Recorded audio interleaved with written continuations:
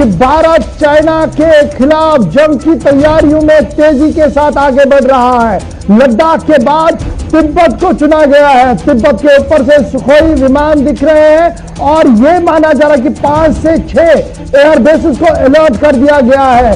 J-20 Sukhoi already वहां पर मौजूद है और नए रनवेज के साथ साथ एयर सरफेस मिसाइल को इंस्टॉल कर दिया गया, एयर मिसाइलों को नष्ट कर दिया गया है। तिब्बत एक नया फ्लैश पॉइंट बन सकता है लद्दाख के बाद। बड़ी खबर लद्दाख को लेकर हम आपको सामने, लद्दाख के बाद अब तिब्बत की बता रहे हैं, जहां पर एक और फ्लैश पॉइंट बन रहा है। और आज सुब्रमण्यम स्वामी बड़े इंपॉर्टेंट आदमी है जी, इनका चाइना के साथ कैसे संबंध रहे हैं सबके सामने है और चाइना की रग रग से वाकिफ है। उन्होंने आज ट्वीट किया है और ट्वीट में उन्होंने साफ किया है कि आने वाले दिन बहुत ही खतरनाक हो सकते हैं और हमने अपनी पॉलिसी एंड स्ट्रेटजी में और ज्यादा तेजी के साथ आगे बढ़ना होगा और चीन को बताना होगा कि 62 का भारत नहीं है। कैप्टन अनिल गौर साहब, सबसे पहले आपका कमेंट। लद्दाख तो लद्दाख, तिब्बत में surface to air missile, Ladakh के अंदर J-20 और सुखोई, लद्दाख के अंदर नया फ्लैश पॉइंट, कैसे देखें इसको आप तिब्बत के अंदर?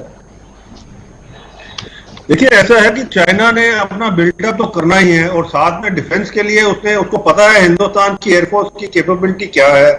पहले उसने कैलाश मानसरोवर वगैरह और जो जहां पे एक्साइड चीन के अंदर उसने अपने एंटी एयरक्राफ्ट मिसाइल और साथ में रडार सिस्टम लगाए, अर्ली वार्निंग सिस्टम्स, और अब जो है तिब्बत के अंदर वो कर रहा है। तो ये जो कार्रवाई है ये तो चलती रहेगी क्योंकि चाइना जो है पूरी तैयारी के साथ आया है।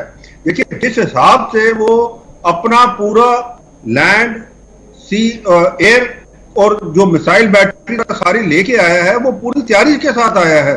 और उसने यही सोचा था कि मैं अभी जैसे पीछे 62 के अंदर आया लद्दाख के अंदर और ऐसे ही अभी आऊंगा और हिंदुस्तान फिर चुपचाप बैठा रहेगा। पर अब जो जिस हिसाब से हिंदुस्तान का बिल्डअप हुआ है और जिस हिसाब से एक बड़े दृढ़ता के साथ में आप देखिए, अपार्ट फ्रॉम मिलिट्री बिल्डअप, जो इकोनॉमिकली जो हमारी गवर्नमेंट ने हिट किया है, ये एप्स वगैरह बैन करके साथ में उनकी जो कमर्शियल कंपनीज हैं जो वहां हिंदुस्तान में काम कर रही थी उनको भी बैन कर दिया है। ये सारा का सारा एक बहुत स्ट्रॉन्ग मैसेज आ रहा है चाइना को कि हिंदुस्तान जो है वो जो अपनी चीज कह रहा है कि जब तक 5 अप्रैल 2020 एंटी वो जो पोजीशन नहीं चाइना आएगा तब तक हिंदुस्तान इसके अंदर चुप नहीं रहेगा। Right sir. Captain Inderjit Singh sahab, क्या मेरी आवाज सुन पा रहे हैं?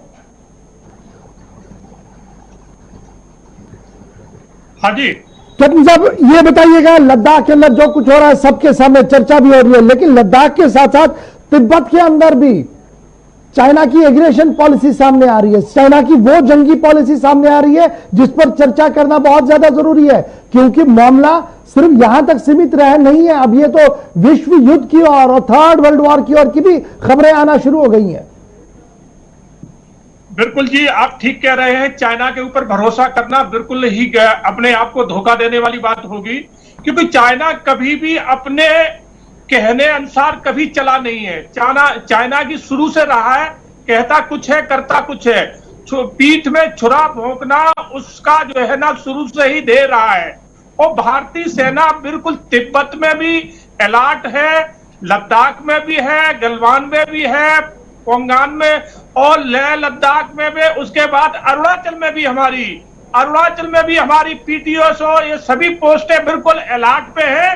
तो अब हमें कोई चाइना से डरने की जरूरत नहीं है, हम बल्कि चाइना हमसे अब डरेगा। हमारी जो तैयारी है उस तैयारी से हम चाइना को वो सबक सिखाएंगे कि चाइना भूल जाएगा।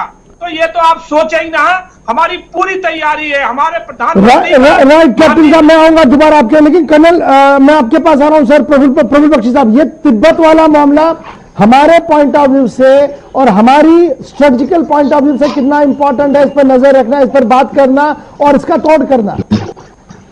देखिए, आपको मैं बता दूं, तिब्बत इस एरिया के अंदर अभी जो सुखोई की बात कर रहे थे, वहां पूरा 1.5 स्क्वाड्रन सुखोई 27 है और सर्फेस टू सर्फेस मिसाइल हैं और उनके पास एयर डिफेंस रडार्स हैं वहां पे। तो आप ये बात, और surface to air missile, surface to surface missile दोनों हैं और उनके पास पे रडार है, उनका जो एयर डिफेंस रडार है। तो ये बिल्कुल इन अपने आप कंप्लीट है। ये यहीं से एक ऐसा एयरफील्ड है जो कि एब्सोल्युटली इस पूरे सेक्टर के ऊपर air defence sorties and strike sorties करेगा। हालांकि इनके पास में 5 एयरफील्ड्स और हैं इस एरिया के अंदर, ये मत सोचिए कि नहीं है। और उनकी खतरनाक 5 एयरफील्ड जो हैं वो खोतांग, काकर और गोलमर्ग और केंगडू और कुनमिंग, ये जो उनके मेन 5 है 16 एयरफील्ड हैं, पर इनमें 5 एयरफील्ड ये है जिनको हमारे जो बेसिस हैं, जो हमारे बेसिस राइट फ्रॉम आप नीचे बगडोगरा के साथ में चलिए, हासीमारा से ऊपर चलिए, राइट टिल तेजपुर, झबुआ, सारे के सारे एयरफील्ड एक्टिवेटेड है। और आपको ये बता दूं, जो चाइना ने अपनी प्रिपरेशन करी हुई है वो अक्साई चीन से अगर आप ईस्ट को चलते हैं तो सिक्किम एरिया के सामने उनका पूरा एक मिलिट्री बेस है, और एक चुम्बी वैली के पास में उनका बहुत बड़ा रडार बेस है, और भूटान के आगे नॉर्थ भूटान पे एक मिलिट्री कैंप है, एलिट रडार स्टेशन है बहुत हाई ग्राउंड के ऊपर, और फिर तवांग के आगे ठाबिया के पास में रिच है, और जाओ 1962 और में ये बहुत फेमस था। और फिर आके इनका मुम्बा पास, और मुम्बा पास के पास में मिलिट्री बेस, एलिट बेस और फाइटर एयरक्राफ्ट बेस एक और है, और साउथ सेंट्रल तिब्बत के पास रेलवे स्टेशन, इनके 3 रेलवे स्टेशन हैं। बड़ी इंपॉर्टेंट और महत्वपूर्ण जानकारी आप दे रहे हैं। मैं आपकी हर खबर को इसलिए ऑथेंटिक मानता हूं क्योंकि आप बैटलफील्ड के आदमी हैं, और जब आप खुद स्पोक्स पर्सन थे मिनिस्ट्री फॉर डिफेंस और सिक्योरिटी एनालिसिस के अंदर, तो इसलिए आपके पास पल पल की खबर है, और ये कहीं ना कहीं वो खबरें हैं जो भारत सरकार के पास है। लेकिन देश हित में इन चीजों को बताना काफी ज्यादा कभी कभी जरूरी बनता है। लेकिन रहमत आपके पास हूं, उसका मतलब अनिल गौर साहब के पास भी चलूंगा। आप लगातार पेंटागन की रिपोर्ट को रिसर्च कर रहे हैं। जो पेंटागन की रिपोर्ट कल सामने आई है उसमें बड़ी चीजें और बड़े खुलासे किए गए हैं। जैसे अभी प्रफुल्ल बख्शी साहब कह रहे थे कि देखिए एयरबेस जो उनका ये एक साइड पे नहीं है, फिर इन्होंने मल्टी गिनवा है। अब नेवी की भी बात है, नेवी पर जो सवाल उठाए हैं पेंटागन ने क्या कुछ कहा है और कैसे उस रिपोर्ट को आप देख पा रहे हैं अभी तक?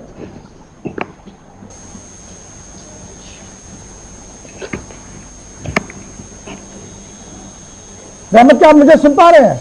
जी बिल्कुल, जी बिल्कुल। अब मैं उस पेंटागन की रिपोर्ट के आने से पहले आपको इस वक्त की 2 बड़ी खबर बता दूं। पहली बड़ी खबर पाकिस्तान से आ रही है। हिंदुस्तान और चीन के दरमियान सरहदी कशीदगी को लेकर के पाकिस्तान के फॉरेन मिनिस्टर शाह महमूद कुरैशी, वजीर खारजा, ने एक बयान दिया है, और ये बयान कहीं ना कहीं चीन की गुलामी को साबित करने के लिए या चीन से दोस्ती का दम भरने के लिए काफ़ी है कि चीन के हवाले से चीन की तरफदारी करते हुए वजीर खारजा पाकिस्तान शाह महमूद कुरैशी ने कहा कि हिंदुस्तान जो कुछ कर रहा है, या हिंदुस्तान और चीन के दरमियान सरहद पर जो कुछ चल रहा है, वो हिंदुस्तान के विकास और विस्तारवादी नीति के रास्ते पर हिंदुस्तान चलता हुआ दिखाई दे रहा है। ये विस्तारवादी की नीति जो हिंदुस्तान के वजीर आजम ने लद्दाख में जाकर कहा था कि चीन ये कोशिश कर रहा है विस्तारवाद की नीति पर चलने की, जिसका वजूद नहीं है। अब ये इल्जाम पाकिस्तान की तरफ से हिंदुस्तान पर लगाने की कोशिश की गई शाह महमूद कुरैशी की तरफ से। एक दूसरी बड़ी खबर यह मिल रही है कि हिंदुस्तान के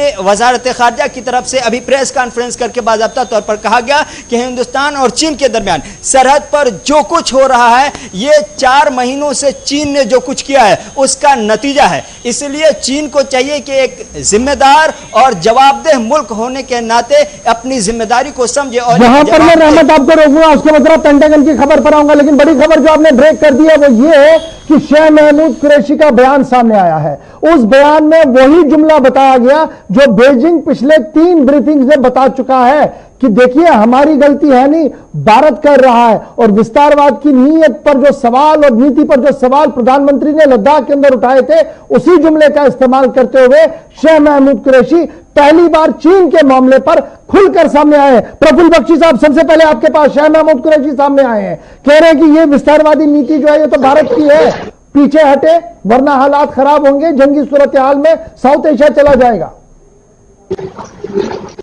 आपने ठीक कहा। ये जो कुरैशी साहब बात कर रहे हैं ये थोड़े कंफ्यूज हैं। उनको पता होना चाहिए कि विस्तारवादी कौन कर रहा है, और वो तो उनके बैंड वैगन, चाइना की बैंड वैगन में जा रहे हैं। भारत विस्तारवादी नहीं कर रहा। भारत ने तो पहली बार एक्शन लिया है, अपना एक ऑफेंसिव एक्शन, एक सबक सिखाया चीन को, तो ये अब इस बात की कतई ना परवाह करेंगे। दूसरी बात मैं आपको ये बताना चाहता हूं, जब मैं आपको इंफॉर्मेशन दे रहा हूं, मैं सिर्फ चाइनीज की इंफॉर्मेशन दे रहा हूं, भारत की इंफॉर्मेशन नहीं दे रहा हूं कि हमारी बेसिस की तैयारी क्या है। मैं सिर्फ चाइनीज की बता रहा हूं कि उनकी क्या तैयारी है, वो हमारे सारे लोगों को पता होना चाहिए कि चीन की बेस कैसे है वो दूसरी बात है। और एक और मैं आपको बात बता दूं, इस समय हमारे जो नीतियां हैं उनमें भी बदलाव आ रहा है। सबसे बड़ी बात है, हमने तिब्बत के जो नीति थी हमारी की तरफ, उसमें बदलाव इसलिए आ रहा है कि अब हम तिब्बत को रिकग्नाइज करेंगे। अभी तक हमने तिब्बत को रिकग्नाइज नहीं कर रहे थे। रिकग्नाइज का मतलब है कि हमारे को एक एम्बेसी खोलनी चाहिए, यहाँ पे दलाई लामा को एक्सेप्ट करना चाहिए, ताइवान को एक्सेप्ट करना चाहिए, तब चाइना को दर्द होगा। जब तक हम ये नहीं करेंगे कि हमारी एग्रेसिव पॉलिसी डिप्लोमेसी में नहीं आएगी।